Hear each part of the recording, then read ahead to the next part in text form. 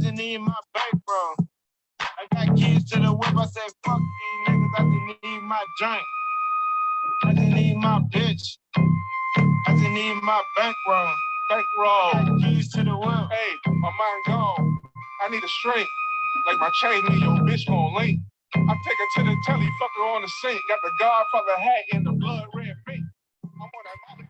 Good morning, everybody. Welcome to the two Dum Yinzers. This is episode 137. What's up, Mike? What? Oh, living the dream today. Living the dream.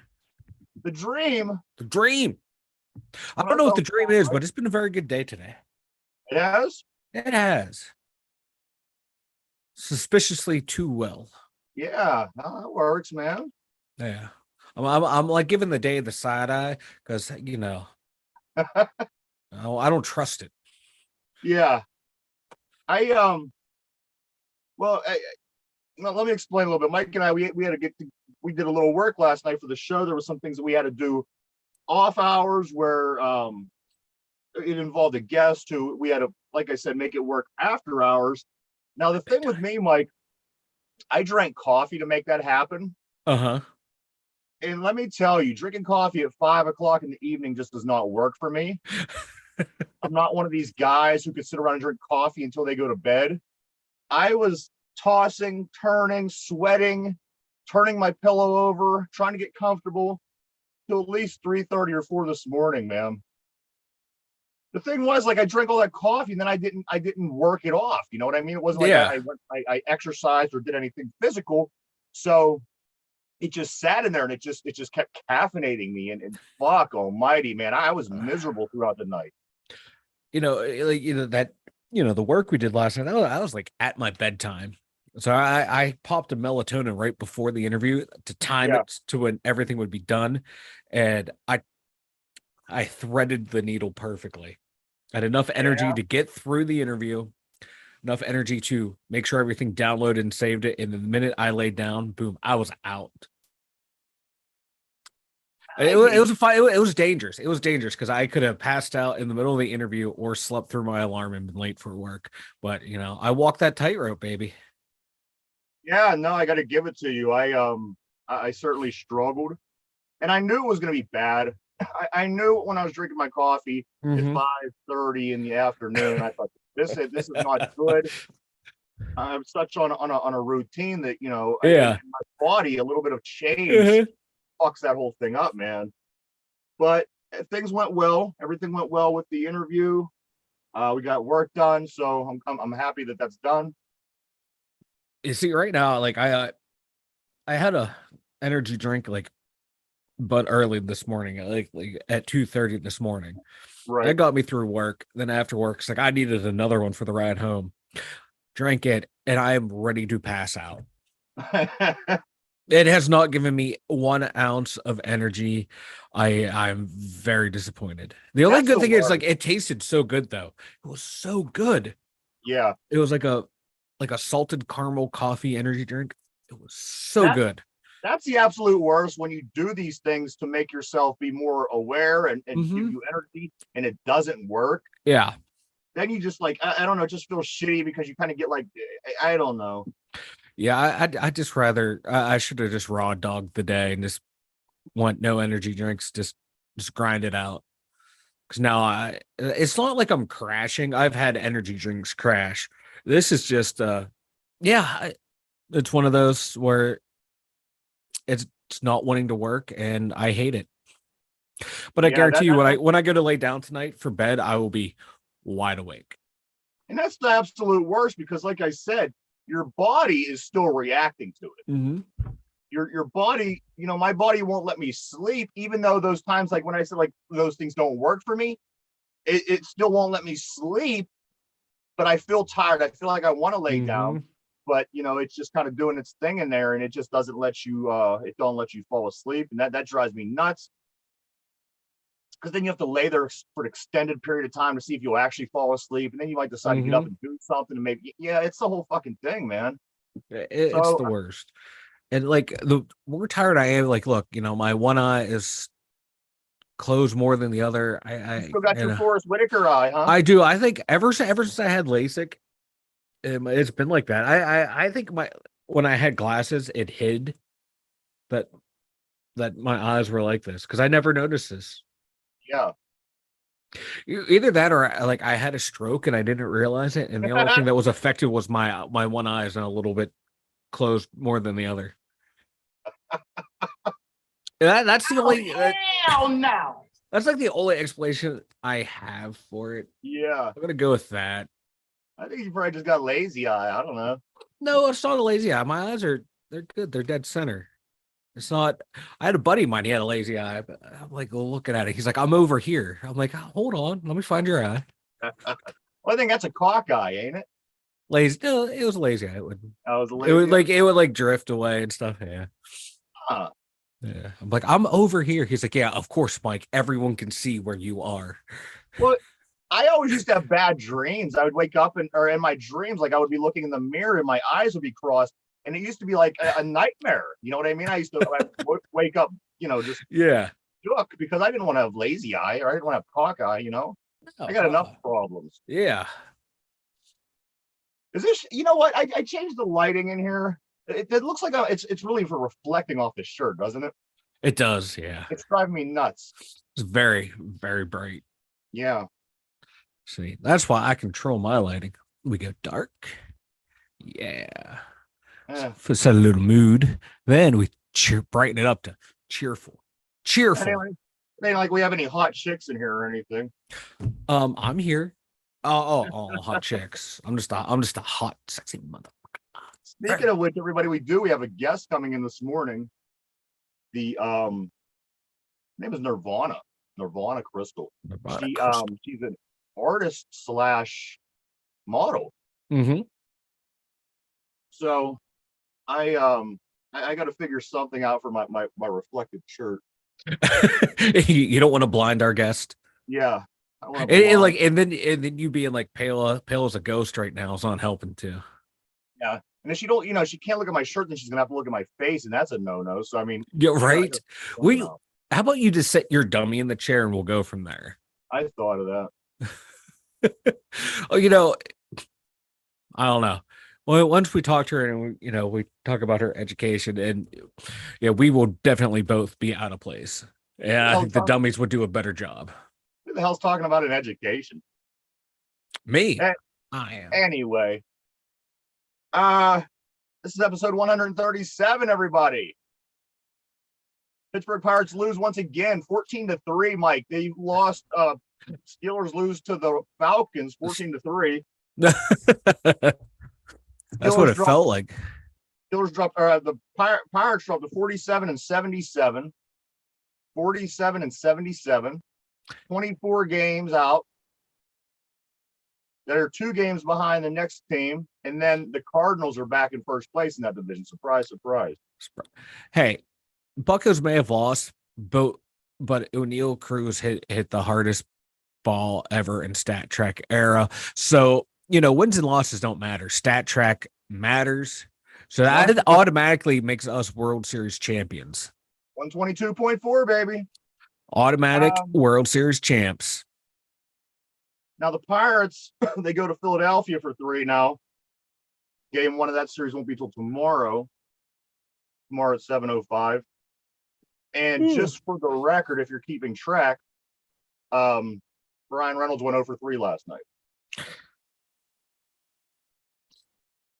He has become your mortal enemy, and I love it. I just don't have time to get into it now, but yeah. He's the Cam Hayward of the Pirates. Yeah. Yeah. If you know, you know. You know. Mm-hmm.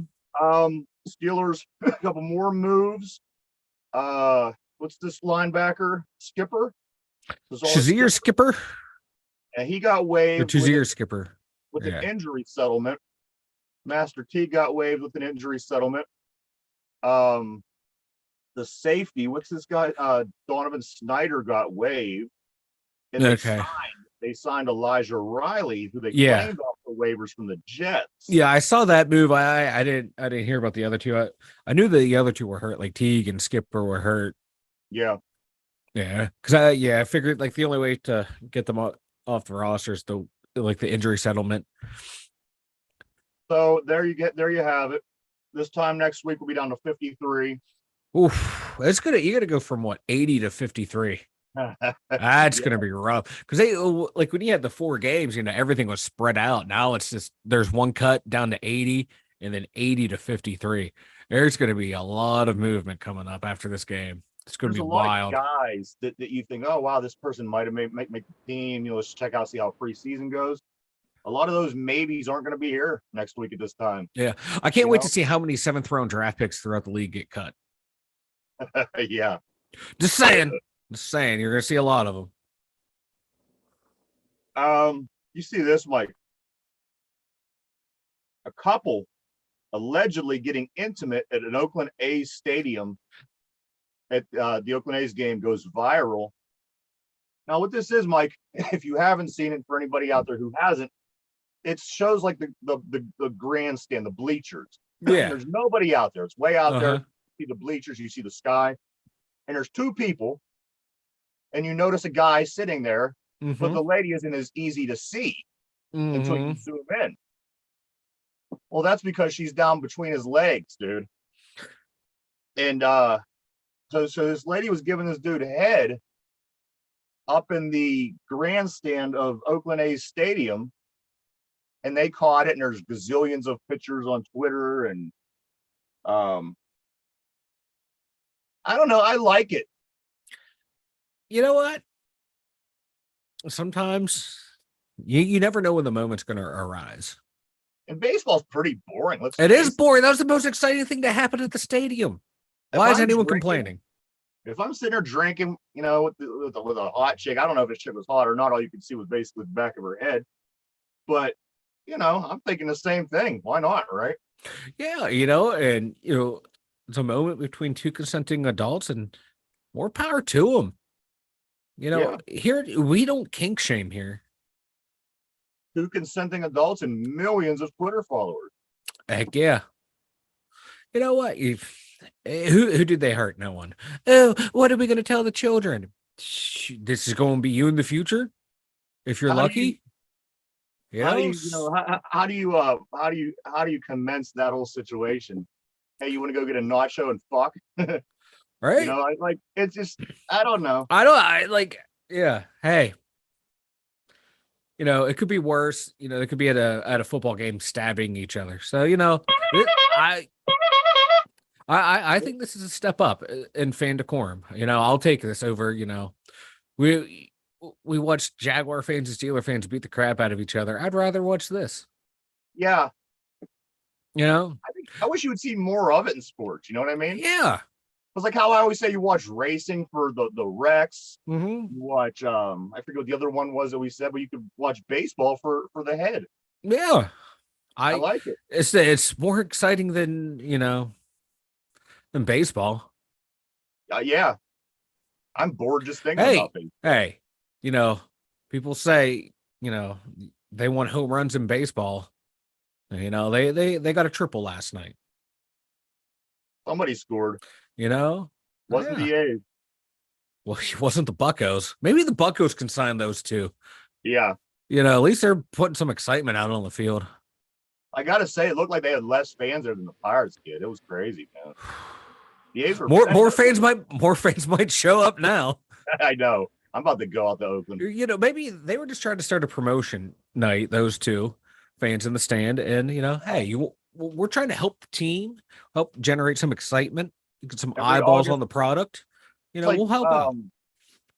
BJ and Steak Day, but it's like, the ballpark's version every August 24th. Yeah. It's Grandstand Head Day. Yeah. I like it. Come on down. It's I almost said it's fun for the whole family, but that might have been crossing some lines. It's like I had to pump the brakes on that one. That is why West Virginia does not have any pro sports teams. Yes. $1 million Mega Millions lottery ticket sold in Ohio. Mike, was it you? We're sitting here talking, so no. I would have taken the day off. I seen somebody who won. Nobody, there was no name, so I just had to double check. What's up, me? Even if it was, I wouldn't tell you. There'd be Um, someone else sitting here talking. Pennsylvania's first space museum to open up on Pittsburgh's north side. Hmm. It looks really cool. Like I showed a picture of I don't know where the space museum that they showed you was from, but it looked pretty cool. There was like things floating and just very spacey kind of things. And I think a lot of people's gonna dig that. I just Yeah. people like space, and especially now it's kind of gaining some momentum again with aliens and stuff. Yeah. I don't know, but I think people will like that. And being on the north side, it doesn't really surprise you. You got the science center, you got a bunch of things. I think they're Yeah. going to put a Ferris wheel over there. So That's awesome. yeah, it Like is awesome, and I would like to go. I think I will at some point. I'll wait till the the hype. buzz kind of Yeah. goes away, Mm-hmm. so I'm not tripping over 30 million kids while I'm trying to look at stuff. So I'll check it out.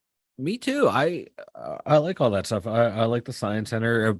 Went to the museum recently, so yeah, I love that.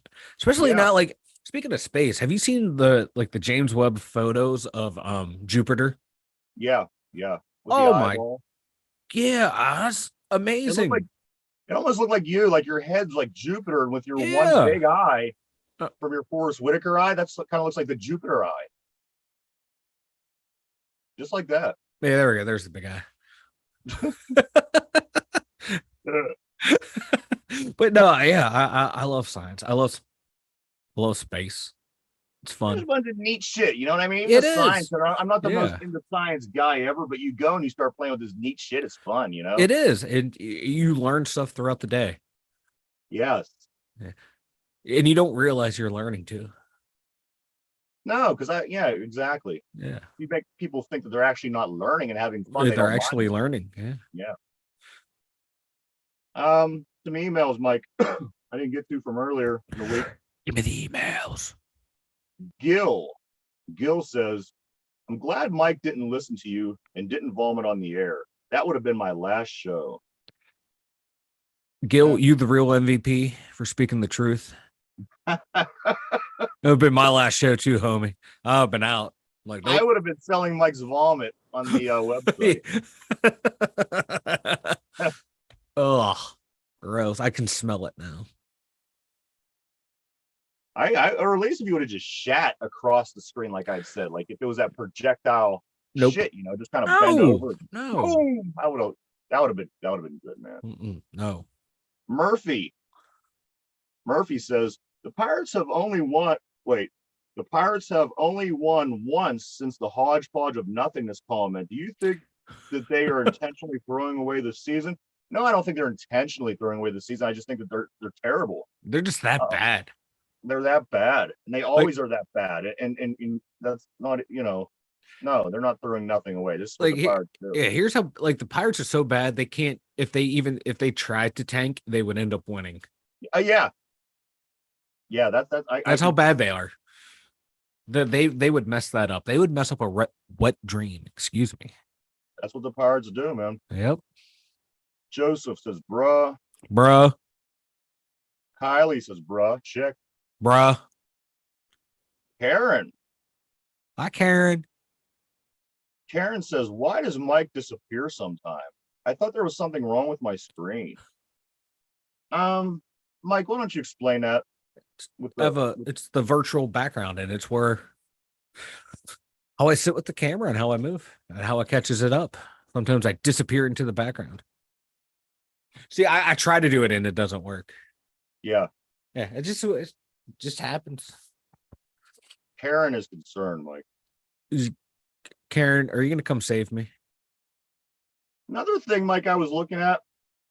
We were talking about the F and Mecca past day or two, the AI rapper, who first got signed by the major record label and then got yanked from the major record label because it was too offensive to the black community, apparently. So I get on to see what all the hustle and bustle is about, and you can't find it anywhere. They took all the songs off of TikTok, so I went over to YouTube, looked it up. All the songs are pulled from YouTube, so you are able to find a few things. I don't see what the big stink's about. Not just rap, but I've heard more offensive music, by nature all around. from different genres of music. Like I said, unless they pulled everything to the point where you can't actually pull that stuff up. Like I said, I don't know, it's kind of dumb, but I think this, man, I think at some point kids that are growing up with technology are just going to say, hey, you know what, this is pretty cool. Yeah.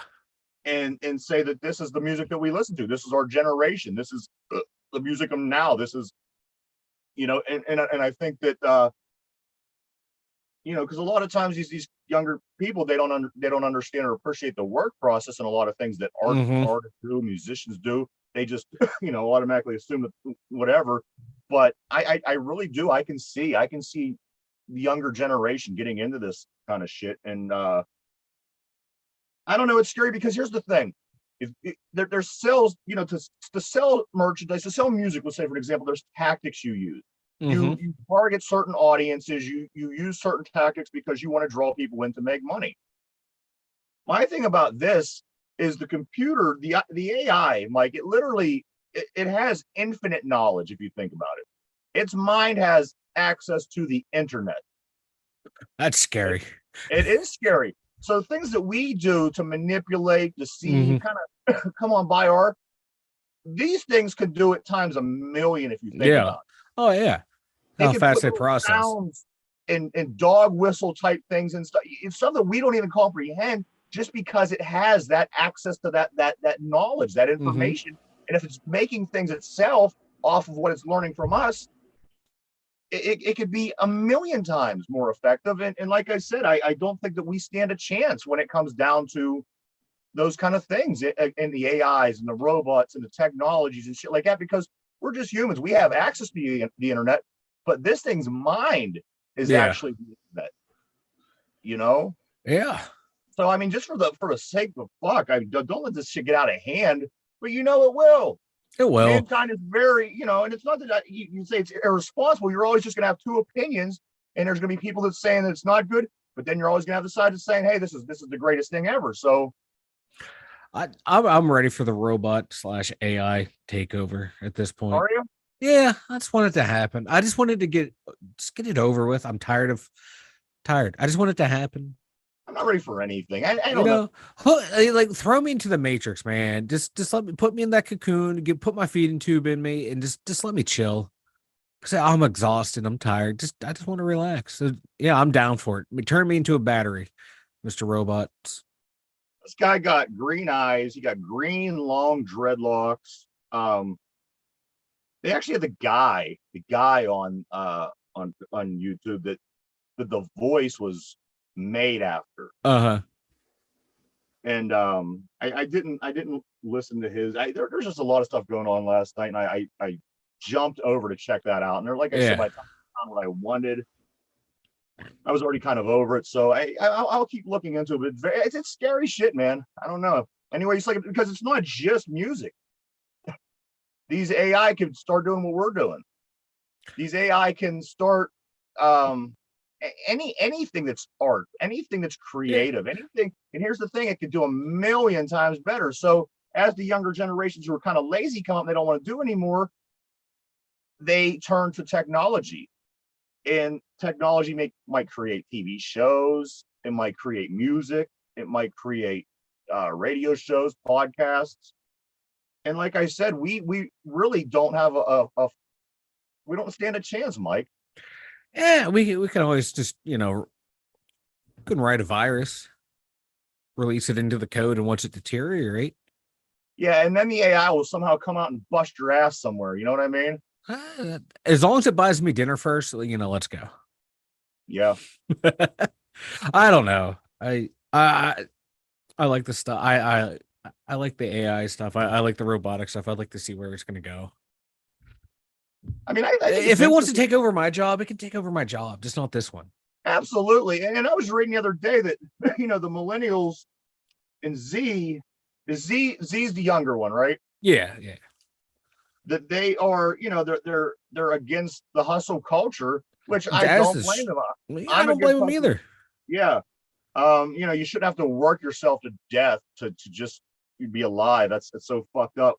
So I mean, I'm all aboard that. But those kind of things there really make me see that there's going to be some kind of technology revolution. Like I really do. It's almost inevitable, right? It is. I wish it happened now, so I didn't have to work as many hours. I remember being it. I swear I said this before on the show, but I remember being in school watching those old reels from the 60s that they still showed us of how automation is going to, give us more free time and more money. And I want it now. I want those robot AIs to just come in and do all that stuff now for me. As soon as you hit 65, baby, that'll be the day. Oh, the day I retire, the utopia of that stuff. Yeah. And I will turn into a bitter, angry old person. Maybe that's what just keeps happening. Maybe that's why old people are so bitter and angry. Because they were promised all this shit and it never came. They held out hope and then it never came. Yes. You know what? That's understandable. I can agree with that. Excuse me. For real? Damn, it must be true. That's right, Snoop. But you know what? I'm switching my camera over. Oh God. Just so I'm not doing it as our guest joins us, I gonna appear to be somewhat professional. You're the least professional I know. And I know myself, and I know how unprofessional I am. At least today I don't have an Ewok running around. I do want to make a special announcement before our guest does get here. Tomorrow on tomorrow's show, from the stream show. What? Nirvana's here? You're going to want to tune in tomorrow because we do have an interview coming tomorrow. Will be Troxel from Troxel Sports Stream. So check that out. It's going to be a great interview. And I see our guest just got here. How are you doing today, Nirvana? I am well. How are you? We're doing pretty awesome. We're all right. Nice to have you on. Welcome. Thank you. Thank you so much for having me. I'm honored to be on the show. We appreciate you. Yes, we're happy you're here. I like your decorations back there. Let me say, I like those lights. I see you guys. So we were just talking before we come on, Nirvana, and we were talking about, what are we going to talk about? What are we going to ask her? And everything that I had in my list kind of fell to the wayside because Mike says, did you see that she has a master's degree? And I said, I did. At one of the first glances, I did notice that you have a master's degree, maybe another degree as well, correct? Right. Yeah, I have a bachelor's degree as well. I have a bachelor's degree in criminal justice and a master's degree in social work. Now, that's pretty awesome. That's awesome. Pretty impressive. Yeah. I mean, do you do any work in those fields? Not currently, but I mean, I feel like it all intertwines, right? Like everything in my life has intertwined and built upon everything to get me where I am. So I had been a mental health therapist at the 42 Youth Zone in downtown Pittsburgh and also in ACJ. So I worked with various populations with trauma throughout those few years that I did that. That's freaking awesome. And like I said, I'm looking at all this art and this, the thing is, it's excellent. The artwork that you do is excellent. And no problem. And you have these, this artwork, it's big, it's on the side of building. I mean, how do you fall into these kind of projects? So I just kind of follow my heart. And then when things pop up and I see them or somebody brings an opportunity to me, I see if it's aligned with what I'm doing and where I feel that, my life is taking me. And then I kind of just go for it. And I've been so blessed to do so many different things. The projects, the 2 murals that are in the Strip District were part of a project for systemic racism and police brutality and stuff, to spread love and to spread, awareness and inclusion throughout Pittsburgh, and the Pittsburgh community. So that was really great because we got to have some people come together. We had all different people. They got to put their words, for hope and love and everything. Yeah. And that is what's really, near and dear to my heart because I love bringing people together. Yeah. And like I was going to say, you could tell it shows in your work. There is a lot of love. There is a lot of hope. There is a lot of, all these positive messages, which is really great, especially for the cause, like you said, with the racism and all, all that garbage. So, it really, it brings a positive message. It's not just paint on a wall somewhere. It's not just, hey, look, there's graffiti in Pittsburgh. These really are meaningful. They're very, very great. Were you always an artsy person, Nirvana?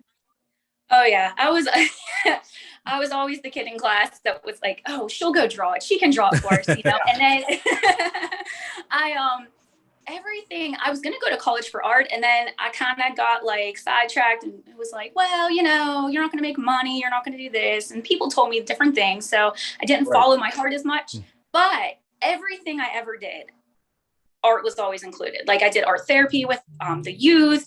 I did, you know, I would get in trouble being a therapist because I would be doing too much art because I get too involved in it. And they're like, you need to do paperwork. And I'm like, what are you doing? I'm like, oh, sorry. But so I just really feel like that's been my passion and my calling my whole life. So it's always come back to art. So now I get to, you know, like I said, incorporate all that stuff I've learned, all the, you know, my master's degrees in community organizing and social administration. So bringing communities together, you know, through art is just my heart. I love it. You're so damn bright. Here's the thing. You have so much going on and so much, it's just so impressive just to hear like all the things that you're involved with. And I'm not the smartest person in the world. So I feel not intimidated, but I feel like I should be the block below, you know, maybe you should be up here talking to me. I don't know. It's just very impressive. Like I said, and you know, you're not that old of a person. I mean, you must constantly stay busy.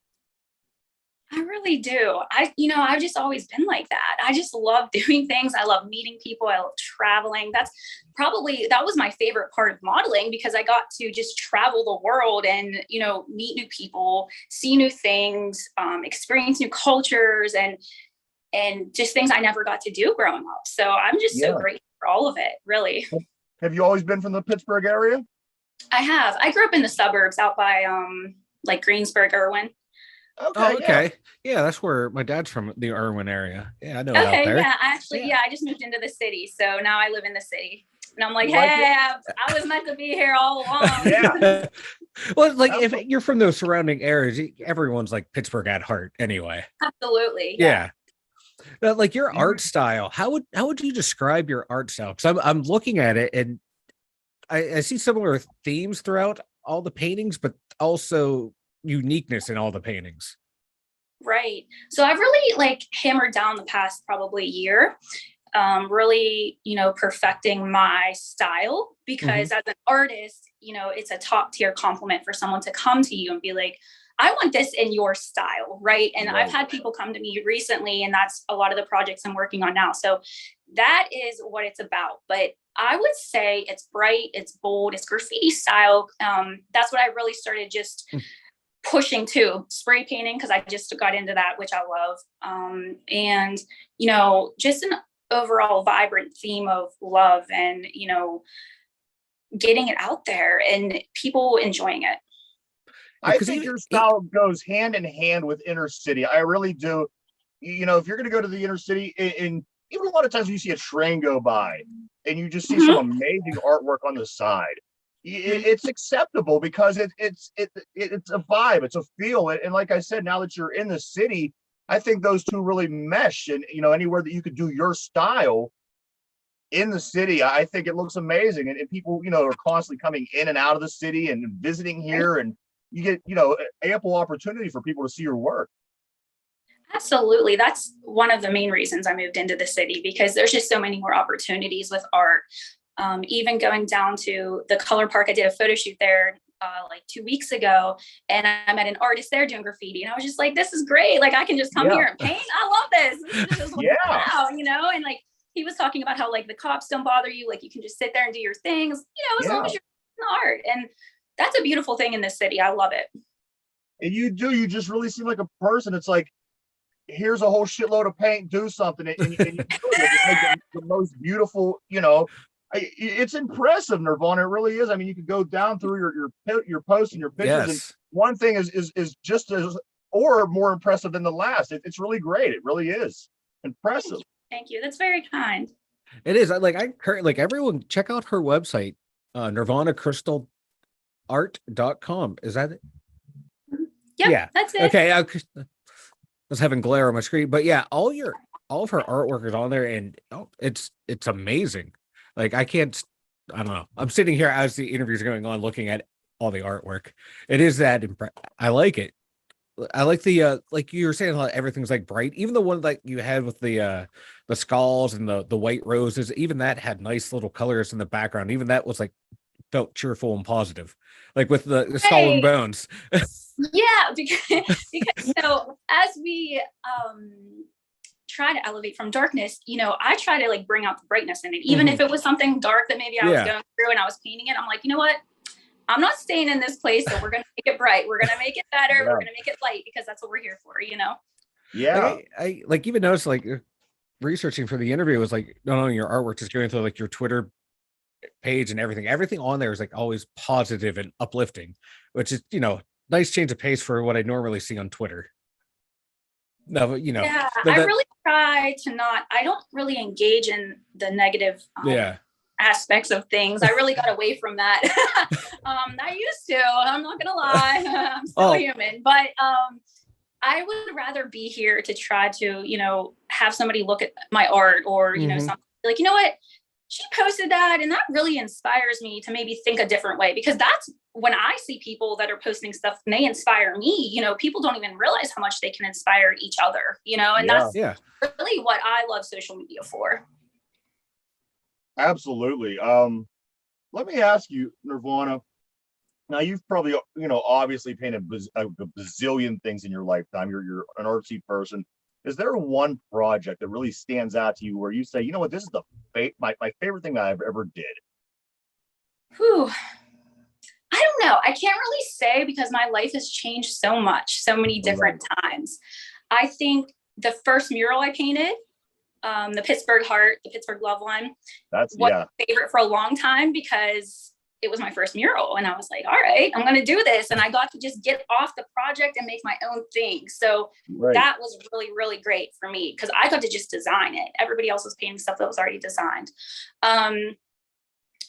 The one I just did at Kita's Pet Salon in Squirrel Hill, I love that one because that was the first one I spray painted. So there's just like different little, things where I feel like I had certain growth and I was like, this is amazing. Like I did that. I wanted to do it. I was a little nervous, but I pushed through it and I did it. I like that one too. That was up on your Twitter account. I saw. I think you posted it on there. That one was. I really like that one for the pet store. We have a question from a viewer. She wants to know: do you design your own tattoos? I do not. So people always ask that. Or if I do them, I don't do tattoos either. But I feel like when my tattoo artists, I've had two that have done most of my work and it's just a vibe. And so I trust them as artists and they know what I'm looking for. And I'm also really outspoken. So they know I'm going to tell them if I don't like it. But there's never been anything that I'm like, hey, what are you guys doing? You know what I mean? Like, what are you doing? Stop it. No. A lot of my tattoos, I was just like, hey, let's just throw that on there. Like, this is just, I'm like, I don't even know what I'm getting today. I'm just going to go in. That's just kind of how I live. So it's like, wow. That kind of leads me to my next question. When you go to like a big art project and you have this big, large canvas, whatever it may be, whether it's the side of a building or whatever, do you get this vision? Do you have an idea of what it is that you want to put up there, or do you just let it go and come up with whatever you come up with? It really depends. A lot of times I just kind of don't know what I'm doing. I'll have an idea. So say if it's a commission and someone's like, I really want this painted, and we talk about it and I'll be like, any colors, any this and that specifics. But other than that, most people are just like, just go do what you're doing. And that's great. Right. Such a and almost like you talking to the tattoo artist. They basically just say, you know what you're doing. You're the artist. Make something awesome. Yeah.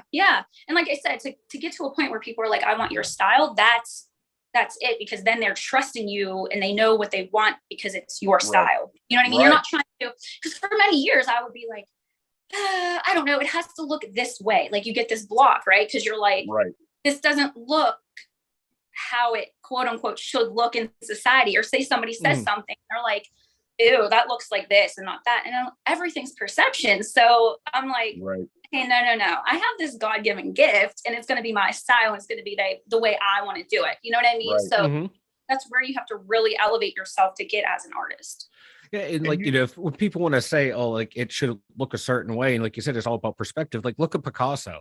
Look at like one of the most famous artists in human history, and it was some of the weirdest perspectives ever. So I always love it when people say, "Oh, it should look Andy Warhol." Andy Warhol, like art should look a certain way." No, art is art, and the more variety and the more off of like further from the norm art becomes, it's I don't know, it seems to resonate more throughout time and just like through cultures too, because every culture has you will have like your standard art, but then the more you deviate from that standard, I don't know, I enjoy it more. I like it better. Yeah, more people there's like that so too. many different styles and beautiful, and when people are really aligned with their spirit and they're really creating, they're not thinking about anything else. So like you have to really get yourself to that point, and that's what I taught at Painting with a Twist for 5 years. And then I taught at another studio, and then I'm getting back into that. So I'm going to start doing, the paint and sip classes and stuff. I love doing that. That's sharing my gift with people. And then they spark up their creativity and they're like, oh, Nirvana, I can't do this. They come in the class and they're scared. And I'm like, listen, I got you, I swear. And, like it's basically just being a cheerleader for their spirit. Because people have been told so many years that they can't paint, they can't draw, they can't do this, And I'm like, no, you can't, let it go. Like I'll yell at them and be like, let it go. And then we get to the end and they're like, I really made this. And I'm like, this is beautiful. See, I told you could do it. It's just such a great thing. Art is so amazing all over the world, and it just brings people together. It really does. Yeah. Absolutely. And it's just, once you let go of like other people's judgment and doing any type of art, any type of medium, it's so free because you're like, okay, this is who I am. I'm able to actually be that person of who I am. Yeah, like one of my favorite things is the finger paint. Like, hello, just get some paint on your fingers, put it on the canvas. You'll start doing something. It'll be weird. You'll feel uncomfortable if you're not used to it, but just start doing it. And then, it'll flow. It'll come out and it'll be cool. Yeah. Yeah, you kind of get that feeling of being a little kid again, of not caring what anyone has to say. It's beautiful. That's one of the most beautiful things in our life, I think, is being able to reach that point, even if you're only able to visit there briefly, to kind of have that feeling of being a kid again. And I would agree. Now, let me ask you, say your name one more time. I'm pronouncing it wrong, I think. Nirvana? Nirvana. Yeah. I'm so listening. No, I'm so used to it. Fine. We're over here saying Nirvana like we're going to a concert. Yeah. Listen, I had somebody come up to me and sing Nirvana songs to me one time. I was like, whoa. Now, Nirvana, does your art, your artistic abilities, do they like over the music at all? Are you musically inclined, or did that totally escape you as far as your creativity? Literally, I love music. I love all music, and I all day long listen to music. I was in the band. I mean, hey, shout out to my band years. I played the flute from like 4th to 8th grade, but then I was like done in high school, and I was like, I'm not being in a marching band. But anyway, besides the point. I don't sing or anything. Here I do, but not like outside. Yeah. That's cool. Oh, road trips too, catch me on one of those. I was gonna say, no, I my band career and your band career, we mirrored each other. 8th grade was it. Oh, I feel you. I know. I'm not marching. I don't know. Same thing. It just wasn't for me. I went more into art then. Yeah. Like I will sit there and play an instrument, but you want me to march in the heat, in the sun with the uniform on? No. And they're just not normal uniforms. They got these weird tails hanging off of them, and it's always just the most, the school band uniforms. They're really intricate though. Like when you look at them, they're so beautiful, but are they really hot for me? I don't like being hot. Yeah, right. Like marching band people, they're a different breed. I give them credit for what they do, but they are a different breed. Hey, music is music. I love it. Yes, absolutely. Now let me ask you. Let's jump track, Nirvana. Let's jump track. Tell us a little bit about your modeling. I can't keep up with all the things that you do. Tell me a little bit about your modeling. I've been a model for probably 12 or 13 years. And when I first started, I didn't have tattoos. So I did a lot of swimsuit pageant type stuff. So I was Miss Pittsburgh for Swimsuit USA. Wow. It used to be Playboy Golf. Okay. And then they turned it to Links and Laces, but I won that in Pittsburgh, Niagara Falls. So then I went to the Playboy Mansion. I did that type of stuff. Holy shit, really? I worked NFL events. So I got to, like, play on these, like, well, not really play, but work on these prestigious golf courses all over the world and just do all kinds of fun stuff with that. What else did I do? I don't even remember. Different calendar stuff. I've been on like different calendars. I've been in like Bud Light calendars. I've been on. You were in the Playboy Mansion. Did you meet Hugh? I didn't. He was at the parties, but I didn't get to meet him. Really? You seen him? Yeah, they had him like kind of, blocked off. That's a wild place though. Like I'm pretty wild, but that's a whole different wild, Like, yeah. I was observing. I'm like, I'm not going anywhere. And I was just kind of like, people are like, let's go in the grotto. And I'm like, no. Right. That's amazing. Holy shit. That's amazing. I mean, Mike, you take over. I have to let this sink in for a minute.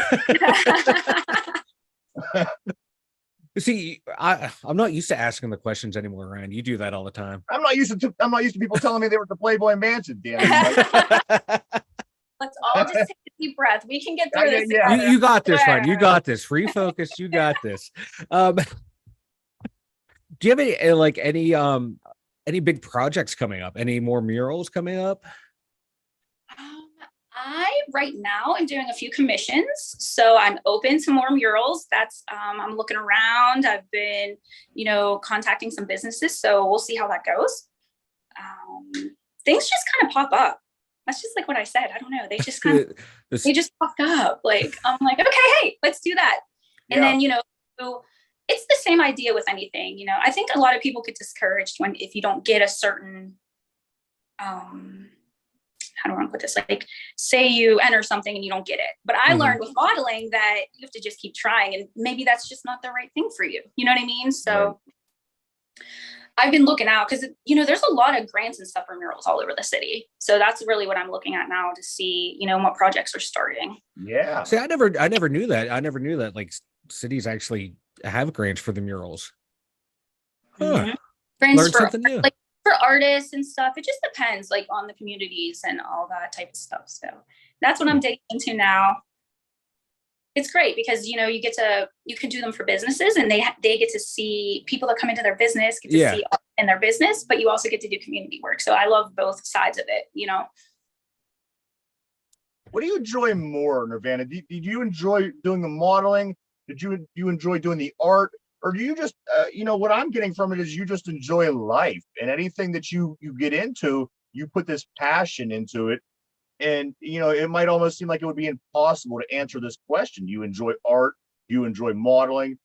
It seems like you're just, you take it and run with it no matter what it is and give it your best. No, that's really all it is. Because for the longest time I would be like, because I really loved modeling. And then I really loved helping people, like when I was a therapist. And then I was kind of like, I want to do art though, but I was a little nervous when I started art because I'm like, this is my spirit. You know what I mean? Like modeling's kind of like, that's your ego. You're like, I'm the shit. I'm out here in a bikini, like whatever, I'm hot. But like, okay, I could do this all day. But when I started art, I was a little bit more nervous, but now I'm just kind of like, I got into it, like I said, like the past year, and I just kept doing it, and more opportunities came. And like anything I do, I just kind of try to do it with all my heart, because I know that that's where I'm supposed to be at that time. Yeah. I have a question now. You have your master's in, was it community social work, but community social work outreach, and you said you did art therapy. Have you ever thought about like doing like a nonprofit kind of art therapy type business on the side, like the 501c3s business, like doing that on your own? Because you said you got in trouble for not doing your paperwork. Now, if you have your own, you can, actually set it up the way you would like to set it up. Absolutely. I've thought about that.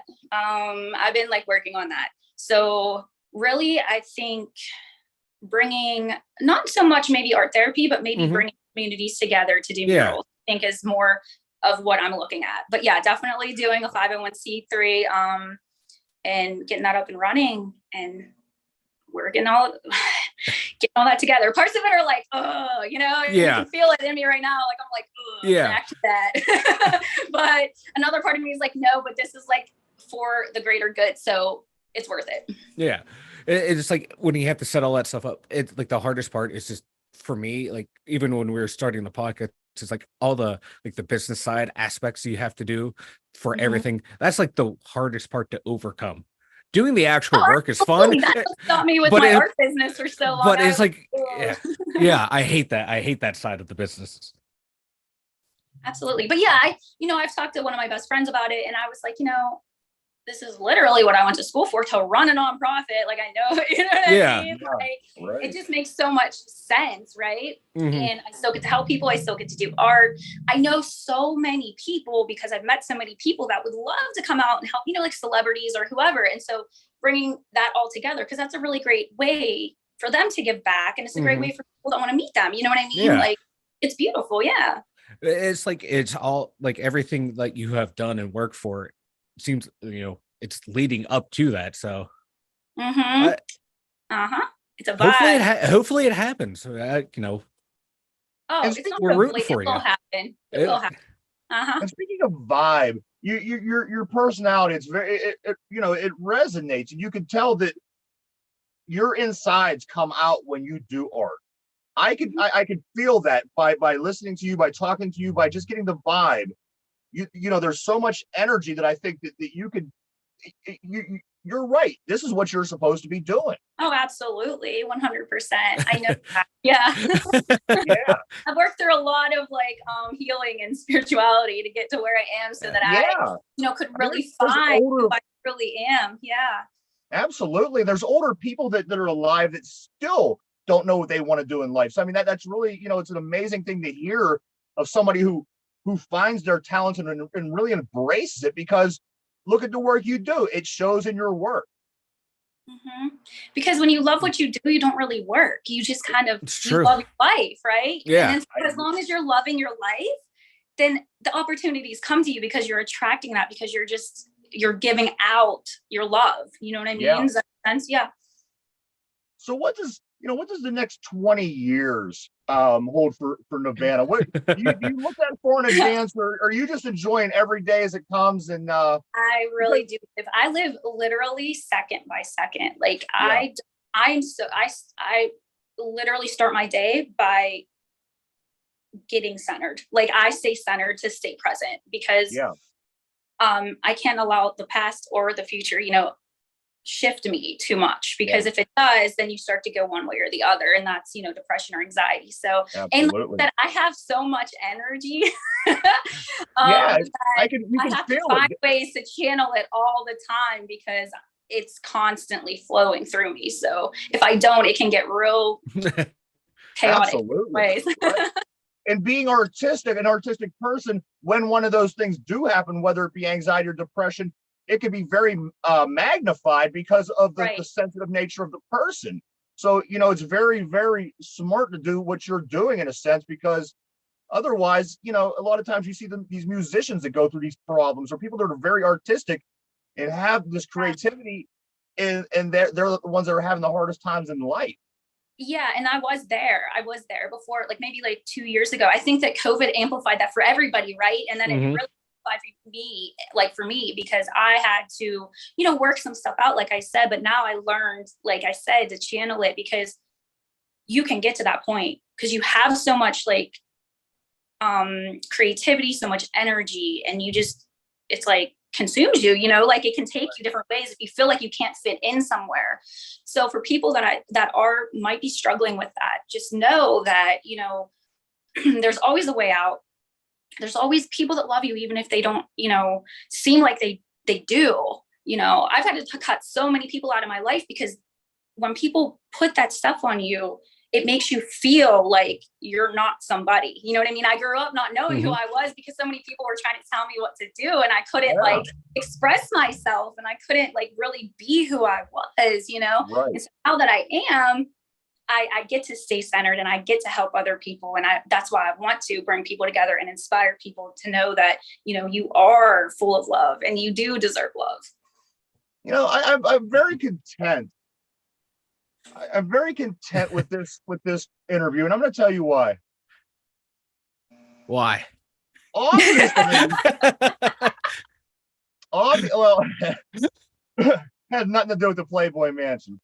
No, that was just a little glimmer on top. Biggest moment of my life, so just let me have that.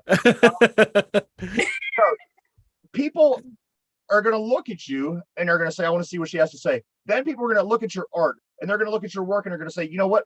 I want to see what she has to say. But I think that you're deeper. You're deeper than all those things. And that's one thing that I extracted from this interview is you just seem like a great person to be around. You seem like you channel your strengths to just and then like I said, you know, stated and you had said, just everything that you do in your life, everything that you put your hands into, it gets that piece of Nirvana, and that makes you, you know, who you are.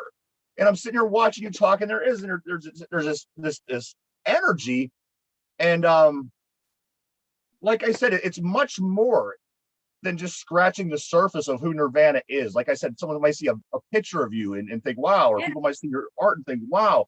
It's really the person that's inside. Right. And that's what I find to be most modeling. I think I struggled with that with modeling and like identifying myself because, you know, people see a picture and it's just like, oh, it's just a hot girl, right? And then you're like, but I'm still a person. And then, you know, and then if you, and I see this with some, you know, and you start to get like combative and you start to get angry and you're like, wow, F that, F this, you know, and like I got to that place, I was like, people aren't really seeing who I am, but that's not, I was angry. I'm not an angry person either. Like, you know what I mean? So like, it's just like, that's why I had to like work it out, you know, because you have to really find who you are and believe that you're worthy of who you are. You know what I mean? So like, then you can push that out to others. Like listen, hear you say that, and throughout the interview, have you done like motivational speaking, or have you done like those type of I know like, I'm workshop type motivated. things? Because no, like your whole story, like this is like something that you've told, like what you're telling us. It's like stuff I remember, like in assemblies in elementary school, of the presenters coming in telling all the little kids, like, look, you can be what you want to be when you grow up. And like you have that same type of energy that they did. As I was wondering, did you ever do anything like that, or is that something that you've even considered? I've thought about it, but I just never have. I don't know, like I think that I've like dabbled in it, but then like it's just in different ways. I'm kind of like, okay, but then no, but then yes, you know, it's just one of the things. And I'm like, what stage would I like to present it on? Like, would it be a podcast? Would it be this or that? Like, would it be going places? Like, who do I want to write a book? I definitely want to write a book too, but I'm just saying, like, I'm not sure yet. It'll come to me. That's just, you know, when it's time. Yeah, because this is the way you talk, the way you speak, the way you tell stories. It's just so engaging, and people like. That's what I'm hang on like every word that you would say. So no, I just think you would be a great person to, like, my God, like even schools, companies, businesses, to have someone to come in to just speak to everyone. I think you would do well at that too. Oh, thank you. Yeah. I remember like somebody when we were training for Painting with a Twist, and they're like, you have such great stage presence. I'm like, well, that's what I was looking for. Yeah. And that's what I'm saying with all this great stuff. Obviously, you are an attractive person. Your modeling is wonderful. Obviously, you're a great artist. Your artwork is wonderful. But as I'm saying, like I said, having a chance to sit down and talk to you for about a half hour, it's you. It's you who I'm the fan of. You, the person. I am a fan. I just like I said, everybody check her work out, please. Nirvana, do you want to plug anything or put your site out, or so people come check you out? You want to let the people my Instagram and my Facebook are at Nirvana Crystal Art, or you can follow my personal ones too. They're at Nirvana Crystal, and my website is nirvanacrystalart.com. Awesome. And there isn't no site that has the hidden Playboy Mansion pictures in there or anything. Nope. All right. I wasn't the wild one of the mansion. But everyone, do check out her website. There's a lot of great art on there. Hey, couldn't hurt to ask, right? Absolutely not. You never know unless you ask, right? Yeah, right. Nirvana, we want to thank you so much. Seriously, it was really awesome. Coming in, there was just so much information here in front of me. We didn't know what to make of it. We didn't know how it was going to go. But like I said, you turned me into a fan of you as a person, which I do enjoy all the things that you do as well. So Nirvana, we thank you so much. We wish you all the luck in the world, sister. I hope great things happen for you. Thank you so much. Thank you. And thank you guys for having me. And of course. Oh my gosh, let me know if you need anything for your podcast. Absolutely. Thank you. We appreciate that. Yes. Hey, everybody, we want to say, like I said, one more time, go check her out. Nirvana, she's amazing. All of her work's amazing. I have a feeling that you're going to be seeing her a lot more and hearing her name, just because if you live in Pittsburgh, you're not going to be able to miss her artwork. So Nirvana,